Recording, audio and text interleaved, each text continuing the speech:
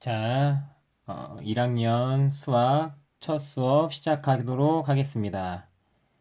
네, 잘 들리나요? 우리가 먼저 교과서에 들어가기 앞서서 먼저 우리 바가 배우는 이 수학에 대해서 한번 전체적으로 한번 개관을 한번 같이 한번 생각해 볼게요. 우리가 가장 먼저 배우는 것은 네, 가장 먼저 연구하는 것은 이제 다항식이라는 것을 우리가 이제 연구하게 됩니다. 이 다항식에 대해서는 우리가 중학교 때 이제 많은 부분들을 배웠는데요. 여기서 좀 더 이제 확장돼서 좀 더 복잡한 부분을 다루게 되고 이 다항식 부분에서는 다항식의 연산과 그리고 나머지 정리, 인수, 네, 분해를 다루게 됩니다. 이 연산이라는 것은 더하기, 빼기, 곱하기, 나누기. 다항식의 더하기, 빼기, 곱하기, 나누기에 대해서 연습을 하게 되고요. 이 나머지 정리라는 것은 이 중에서 이제 나눗셈과 연관이 있는 부분들을 다루고, 인수분해는 우리가 중학교 3학년 때 배웠던 인수분해를 좀 더 확장해서 배우게 됩니다. 그래서 이런 부분으로 우리가 다항식을 배우게 되고, 이 다항식을 공부한 이후에는 방정식과 부등식을 배우게 됩니다. 이 방정식과 부등식은 중학교에서도 계속 나왔던 소재죠. 그래서 그만큼 중요하고 수학의 여러 부분에 걸쳐서 활용되기 때문에 방정식과 부등식을 좀 더 이제 고차원 적으로 배우게 되는데 이 중에서 첫 번째는 복소수와 2차 방정식을 배우게 됩니다. 그래서 복소수라는 새로운 수책에 대해서 배우게 되고 이를 통해서 2차 방정식을 좀 더 확장해서 근을 확장시킬 수 있는 것들을 배우게 돼요. 두 번째 배우는 것은 2차 방정식과 2차 함수에 대해서 배우게 됩니다. 2차 방정식과 2차 함수는 둘 다 이제 중학교 3학년 때 배웠던 소재인데 이 두 방정식과 함수 사이의 관계들이 성립을 하게 되는데 이것들에 대해서 우리가 이제 배우게 되고 그다음에 마지막으로는 여러 가지 방정식, 특히 3차, 4차 방정식과 그 여러 가지 부등식에 대해서 배우게 됩니다. 그래서 보시면 알겠지만 처음에 배우는 다항식과 이 방정식, 부등식은 여러 가지 대수적인 계산들을 많이 하게 되거든요. 그리고 당연한 얘기지만 다항식의 연산을 하지 못하면 방정식과 부등식을 계산할 수가 없기 때문에 당연히 서로 연관된다고 볼 수 있겠죠. 그 다음 배우는 부분이 바로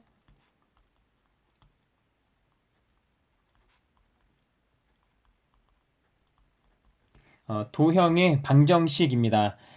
도형이라고 하면 우리가 중학교 때 많이 배웠던 뭐 사각형, 삼각형, 원 이런 게 많이 있는데 이 도형을 방정식으로 나타낸다는 이 고등학교 수학의 가장 큰 특징이 된다고 볼 수 있어요.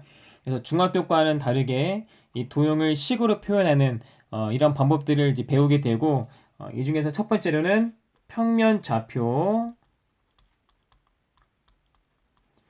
두 번째는 직선의 방정식, 세 번째는 원의 방정식, 네 번째는 도형의 이동에 대해서 배우게 됩니다.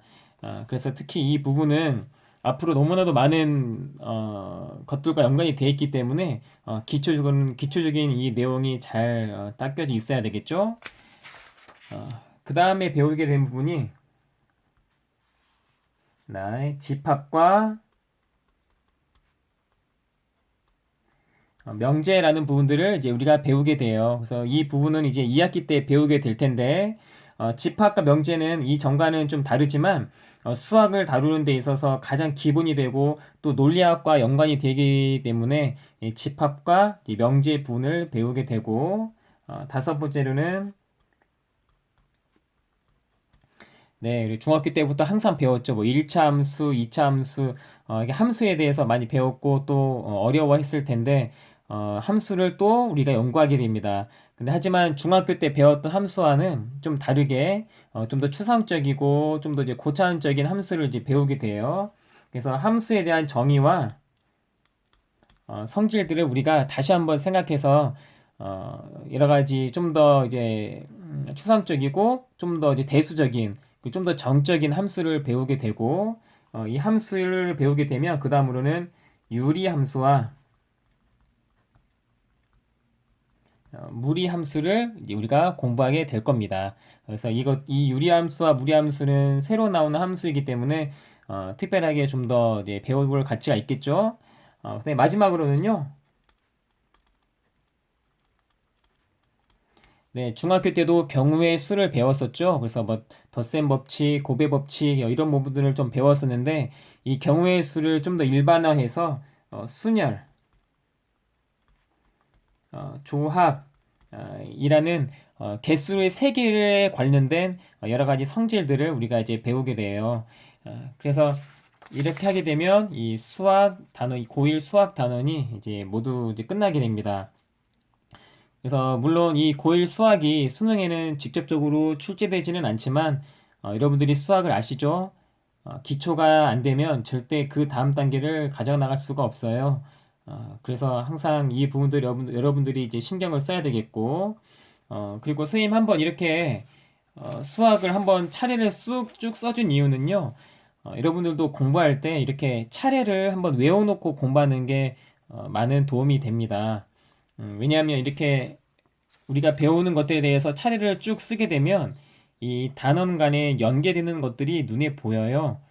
그래서 처음 배울 때는 잘 모르겠지만 일단 차례를 일단 외워놓고 우리가 공부하게 되면 이래서 이런 부분들이 쓰였고 이래서 이걸 위해서는 어떤 개념이 먼저 필요했었고 이런 개념들 간의 선행 관계라든지 그리고 수학에서 이런 개념들이 어떤 식으로 확장이 되는지를 우리가 이제 배울 수 있어요.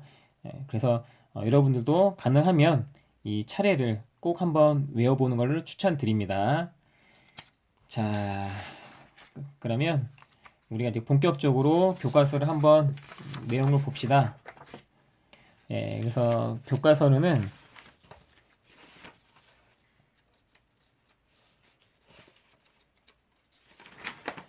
교과서는 13페이지가 되겠네요.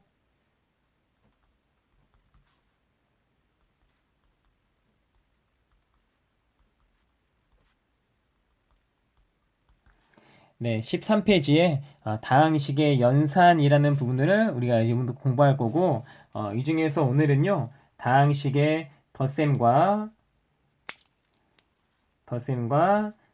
뺄셈을 위주로 이제 다뤄보도록 하겠습니다. 이 다항식이라는 것은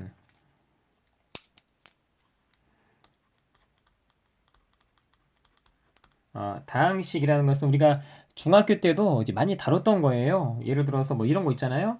2x 제곱 더하기 3x 마이너스 1 뭐 이런 거라든지 그다음에 아니면 3y 플러스 9 이렇게 몇 개의 항들이 합쳐서 이루어진 것들을 이제 다항식이라고 부르잖아요.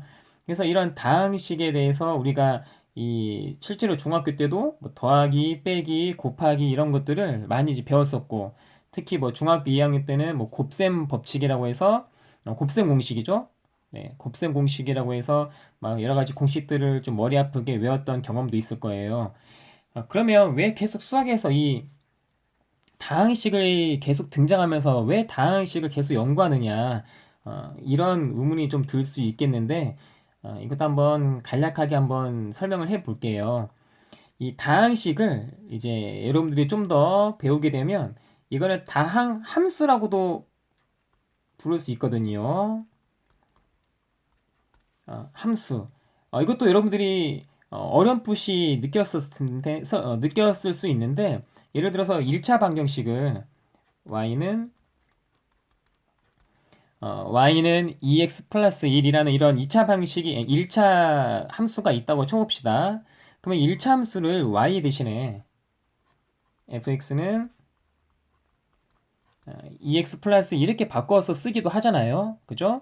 그래서 여러분들 보면 알겠지만 이건 함수죠. 1차 함수인데 1차 함수인데 이것만 따로 떼놓고 보면 이거는 또 다항식이에요. 좀 이해가 되나요? 네, 그래서 이런 다항식을 하나의 함수로서 우리가 생각을 해볼 수가 있다는 거고, 우리가 이미 좀 많이 다뤘던 부분들이에요. 그래서 이 다항식을 다항 함수라고 생각했을 때, 이 다항 함수는 이제 어떠한 측면으로 여러 가지 수학에서 많이 쓰이냐면, 이거는 뭐 수업과는 관계없지만 그냥 알아두면 이제 좀 좋은 내용인데, 다항 함수라는 것은요, 실수 전체에서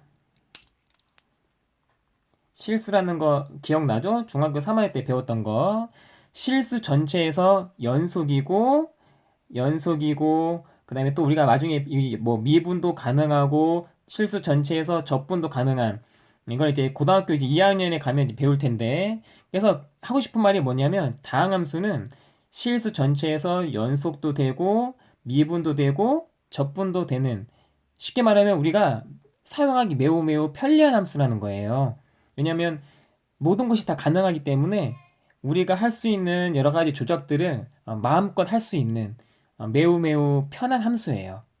다항함수라는 것은. 그래서 막 좀 더 이제 수학적인 좀 더 얘기를 좀 더 들어가면 뭐 테일러라는 사람이 있어요. 테일러라는 수학자가 있는데, 이 테일러라는 사람은 이제 여러 가지 함수들을 다항함수로 근사시키는 그런 연구들을 했거든요. 그래서 왜 다항함수로 근사시키냐? 말했듯이 다항함수는 너무나도 편한 함수이기 때문에 어떤 함수를 다항함수로 근사시켰을 때 이 다항함수를 연구해서 원래 내가 찾고자 했던 그 함수의 성질들을 찾아낼 수가 있거든요. 그래서 좀 더 어려운 얘기지만, 그래서 어쨌든 이 다항식을 우리가 배우는 이유는 앞으로 우리가 여러 가지 다항 함수를 우리가 많이 연구하게 되고, 특별하게 이제 2학년에 올라가면 뭐 3차 함수, 4차 함수에 대해서 그래프도 그리게 되고, 그래서 여러 가지 다항 함수에 대해서 우리가 많이 연구를 하게 되는데, 그것에 대한 발판이 되는 그런 이제 기초적인 내용이에요. 그래서 이 다항식에 대해서 더해보고 빼보고 또 곱해보고 나눠봤을 때 떠한 다항식 간에 어떠한 그 관계들이 성립을 하는지 그것들을 찾아내는 이제 단원이 되겠고, 그래서 특히 이 단원은 계산이 좀 많겠죠. 우리가 중학교 때도 많이 계산을 해봤지만, 그래서 이런 계산을 실수하지 않고 차근차근 차근 연습하는 것을 위주로 공부해 보고, 처음에는 어렵고 또 외워야 할 공식들도 좀 여러 가지가 있을 거예요. 근데 항상 수학이라는 것은 계속 반복하고 또 문제에 적용하다 보면 어느 순간 내 것으로 잘 체화가 되기 때문에 겁먹지 말고 천천히 한번 공부해 봅시다. 자, 그러면 13페이지를 한번 펴볼게요. 네, 폈나요? 그러면 이제 그 중에서 이제 가장 먼저 나오는 내용이 뭐냐면, 내림, 차순.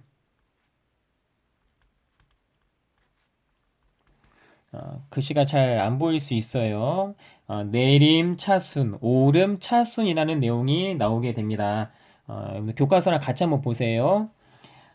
내림, 차순이라는 것은요, 말 그대로 내린다는 거죠.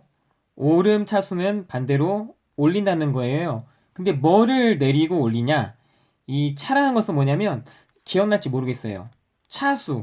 차수란 말 혹시 들었나요? 기억나요? 차수. 차수.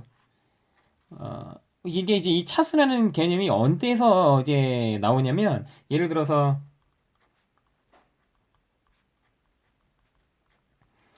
2x 제곱 마이너스 6x 플러스 5가 있을 때 이거 몇 차식이죠?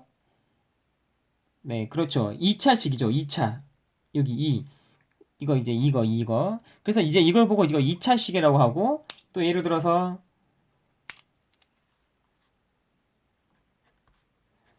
이것은 y에 관한 1차식이죠. 그쵸? 그래서 바로 이제 이런 거. 여기 달려있는 이걸 갖다가 우리가 이제 차수라는 말을 붙이면서 뭐 1차식이네, 2차식이네, 뭐 이런 것들을 배웠었거든요. 중학교 때. 그래서 이 내림차순이라는 것은 차수의 순서를 내려서 쓴다는 거고, 오름차수는 반대로 차수의 순서를 올려서 쓴다는 얘기겠죠. 좀 이해되나요? 그래서 예를 들어 보면 교과서 거 한번 그대로 한번 써볼게요.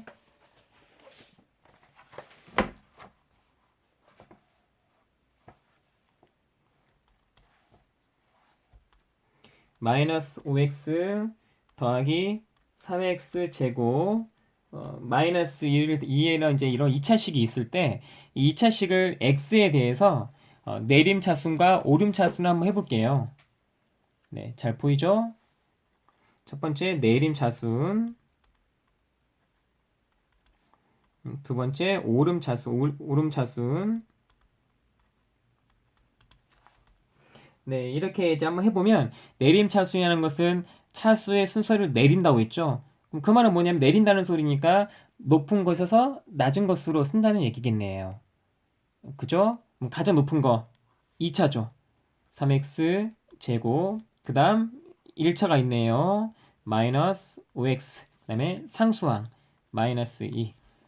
이렇게 쓰게 되면 x에 관한 내린 차수는 정리를 했다고 하고, 오름 차수는 반대로 올리는 거니까 낮은 것에서 높은 곳으로 올리겠죠.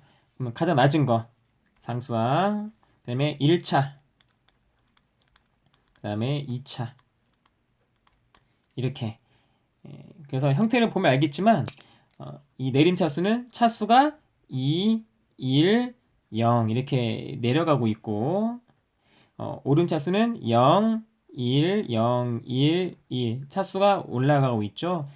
그래서 이게 이제 이렇게 식을 정리하는 것을 가지고 내림 차순, 오름 차순 이렇게 이제 그 말을 붙여준다는 거예요. 좀 이해가 되나요? 그럼 예를 들어서 문자가 두 개가 섞여 있는 경우는 어떻게 이제 차수를 정리할 수가 있겠냐면,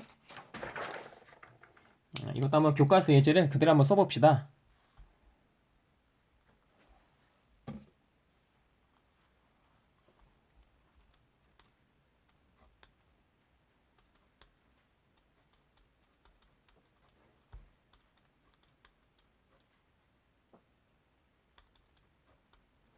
자, 시간 한번 읽어봅시다. 2x y제곱 플러스 3x 4제곱 더하기 4 마이너스 x제곱 y 더하기 y 세제곱이에요. 그래서 이것을 이 식을 보면 이 다항식은 문자가 x와 y에 관한 식이 이제 두 개의 문자로 이루어져 있기 때문에 이 내림차순에 대해서 두 가지 문자를 가지고 우리가 내림차순을 할 수 있겠죠. 그래서 예를 들어서요. 이것을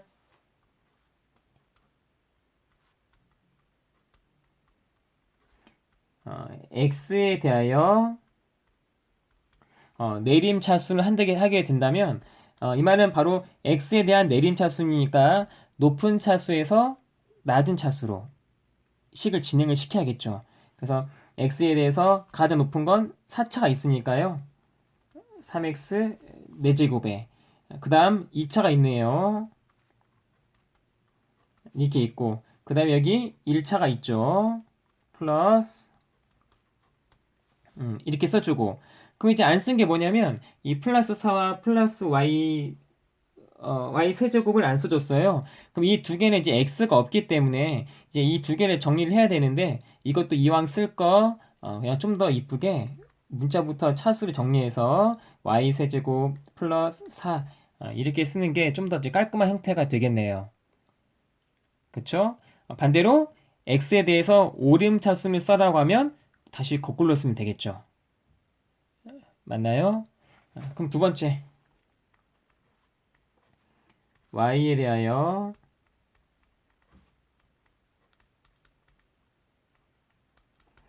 내림 차수를 한다고 하면 이것도 마찬가지예요. 이번엔 이제 y에 관한 거니까 y의 차수가 높은 것에서 낮은 것으로 차수를 써야겠네요. 그렇다면 y가 가장 큰 게 세제곱이죠. 그럼 y 3차, 그 다음에 y에 2차가 있네요. 플러스 써주고, 네, y가 는 1차씩도 있죠. 제곱 y, 그 다음에 y가 없는 것들이 이건데, 이것도 아까 이거와 마찬가지로 좀 더 이왕 쓸 거 좀 차수를 내려서 이쁘게 4제곱에 플러스 4 이렇게 쓰는 게 좀 더 깔끔해 보이겠네요. 네, 좀 이해가 되나요? 네, 그래서 이제 또 당연하지만 y에 관해서 오름차순으로 쓰라고 하면 다시 거꾸로 여기서부터 4 플러스 3x 4제곱 이런 식으로 쭉 쓰면 되겠죠.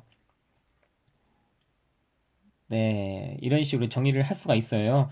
그러면 이제 왜 굳이 이런 차수를 내리고 올리느냐, 이제 이것도 이제 의문이 생길 수가 있는데, 이거 뭐 특별한 이유가 있다기보다는 어떤 복잡한 식이 있을 때, 식을 한 차수를 기준으로 내리거나 올렸을 때 여러 가지 성질들 아니면 뭐 공통인 부분들을 찾기가 훨씬 수월해요. 네, 그런 부분에 있어서 활용이 되기 때문에 막 이렇게 차수가 복잡하게 섞여 있을 때 그거를 막 자기 마음대로 쓰기보다는 깔끔하게 정리해서 쓰는 게 좀 더 식의 성질을 찾기 위해 좀 더 이제 편안감이 있는 그런 부분이 있고 또 하나 이제 또 하나의 뭐 팁이라고 하면 여러분들이 생각하기엔 내림 차순과 오름 차순 중에는 뭐가 좀 더 많이 쓰일 것 같아요? 그쵸. 여러분들 중학교 때부터 많이 했잖아요. 우리가 보통 뭐 2차식을 쓴다고 했을 때, 2차식을 쓴다고 했을 때 뭐, 마이너스 1, 마이너스 1, 마이너스 5x 플러스 2x 보통 이렇게 쓰지 않잖아요? 그래서 보통은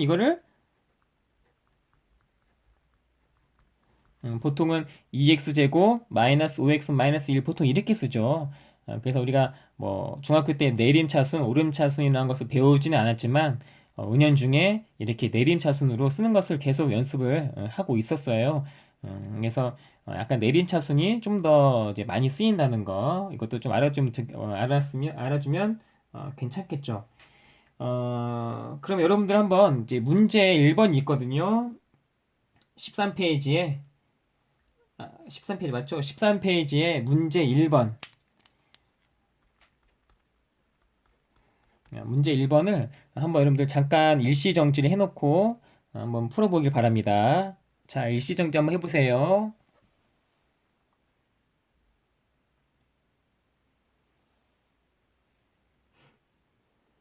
네, 했나요?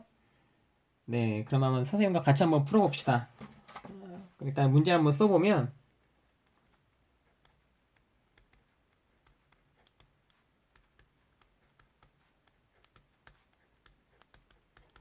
네, 아주 복잡한 식이 있고 문자가 두 개로 이루어진 다항식이네요. 그래서 2x 세제곱 플러스 xy 세제곱 마이너스 3x제곱 y제곱 마이너스 6y 플러스 1이라는 다항식이 있을 때 이 다항식에 대해서 1번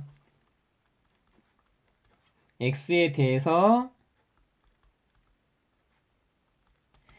내림차순으로 한번 정리 한번 해보고 2번은 y에 대하여 내림차순으로 정리해봐라. 이 문제예요. 그래서 우리가 배운 대로 한번 해보면 x에 대한 내림차순은 말 그대로 내리는 거니까 x가 가장 큰 것부터 낮은 것으로 정렬하면 되겠죠. 그럼 가장 큰 거 x에 3차가 있네요. 그 다음에 x에 2차가 있죠.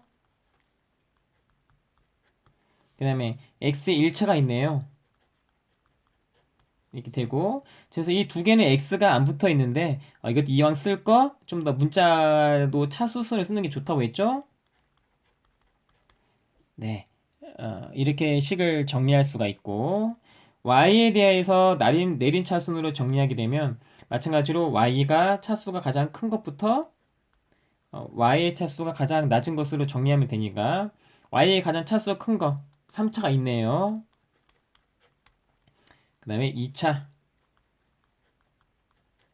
그 다음에 1차 그 다음에 마찬가지로 이 두 항은 y가 없는데 이왕 쓸 거 마찬가지로 내림차순으로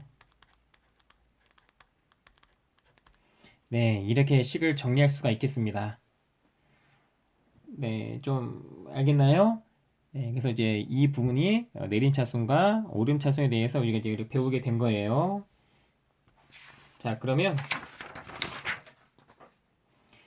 네, 본격적으로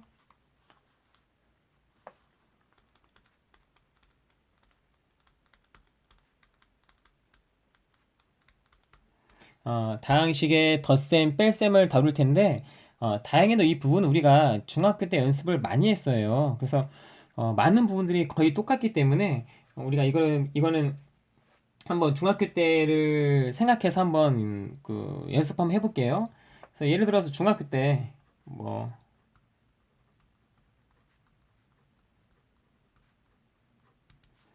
3a 더하기 2 플러스 4a 마이너스 5이라는 이제 이런 다항식을 이제 더하게 된다면 어떻게 했어요? 그쵸, 이거 a가 있는 건 a끼리 묶어서 3 더하기 4는 7a에 숫자끼리 2 더하기 마이너스 5니까 마이너스 3 이렇게 처리를 해줬잖아요. 기억나나요? 그래서 이렇게 했었고 또 예를 들어서 또 식을 한번 해볼게요.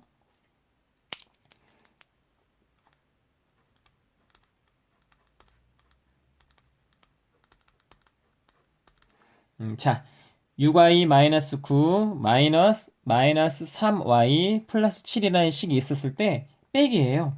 그럼 이거 빼기 어떻게 처리했죠? 네, 이 빼기는 이렇게 했죠. 이 마이너스를 분배해줬죠. 이렇게 뒤에 있는 항에다 분배해서 이거를 바꿔서 풀었잖아요. 그래서 6y 마이너스 9에 마이너스를 플러스로 바꾸면서 여기는 부호가 다 바뀌죠. 이렇게 맞나요? 그래서 이거를 계산하면 이게 아까 이제 더하기와 이제 똑같아졌으니까 y는 y끼리 계산하면 6 더하기 3은 9y 마이너스 9 더하기 마이너스 7은 마이너스 16 네, 이런 식으로 이제 계산을 했었죠. 기억나죠? 예, 그래서 이제 바로 이제 이런 것들이 우리가 중학교 때 많이 연습했기 때문에 우리가 이제 새롭게 배우는 부분들도 똑같아요. 그래서 이제 이런 것들을 이제 우리가 그 동류항이라는 개념을 좀 이제 이야기하잖아요. 동류항. 이 동류항이라는 것도 이제 이런 게 이제 뭐였냐면 이 동류항에서 이 동자가 같다는 뜻이죠. 같다. 우리가 뭐 이런 말을 하잖아요. 뭐 우리 서로 동등하다. 뭐 남녀는 서로 동등하다. 동등, 동 이런 말 쓰잖아요. 그래서 이 동은 같다는 뜻이에요. 그래서 같은 항이라는 건데 뭐가 같은 항이었냐면 이 동류항이라는 것은 문자와 뭐가 똑같아야 돼요? 그쵸? 차수죠. 차수. 이 두 개가 똑같을 때 이제 동류항이라고 하죠. 그쵸? 네. 그래서 특히 이 차수 부분을 보면 예를 들어서 뭐 x랑 x 제곱이 있으면 이거는 동량이 아니죠. 왜냐면 문자는 x로 똑같지만 얘는 1차고 얘는 2차니까 차수가 다르잖아요. 그래서 얘는 동량이 아니기 때문에 예를 들어서 뭐 x 더하기 x 제곱이 있다면 여기서는 더 이상 이제 계산이 불가능하죠. 그냥 이게 끝나는 거죠, 이게. 더 이상 이제 더 정리가 안 되는 거죠. 차수가 다르기 때문에. 그렇죠? 그래서 우리가 중학교 때 했던 방식대로 이 동료한끼리만 잘 묶어서 더하고 빼고 하는 거기 때문에 원리는 똑같고 계산만 여러분들이 실수하지 않고 진행하면 될 거예요. 그래서 한번 예를 들어 봅시다. 네, 보이죠?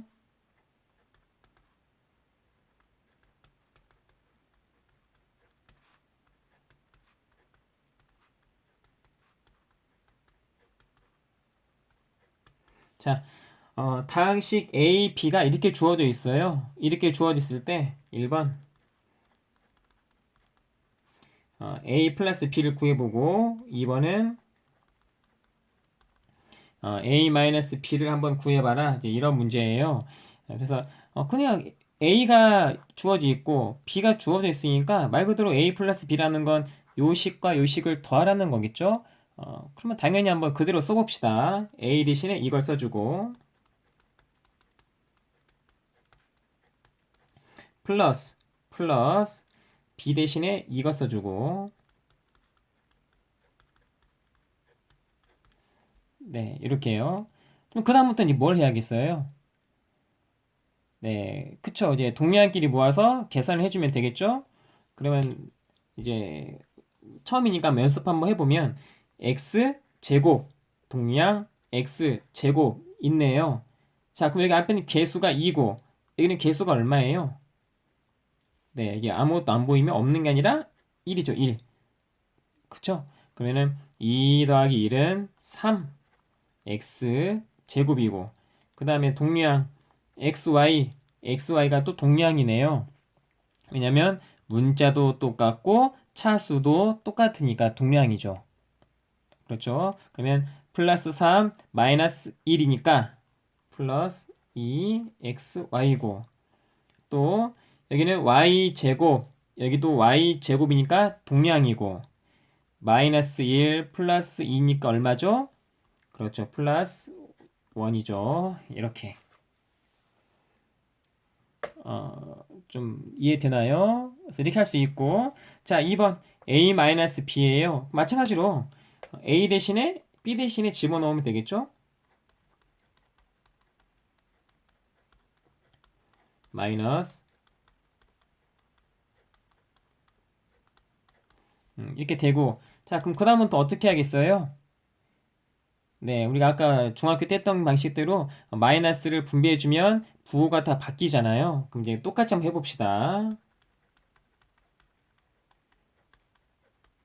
마이너스를요, 여기 있던 마이너스를 뒤로 다 분배를 시키면 여기는 플러스가 되면서 여기는 플러스 1이 아니고 마이너스 1x제곱, 마이너스가 아니고 플러스가 아니고 마이너스, 이렇게 되겠네요.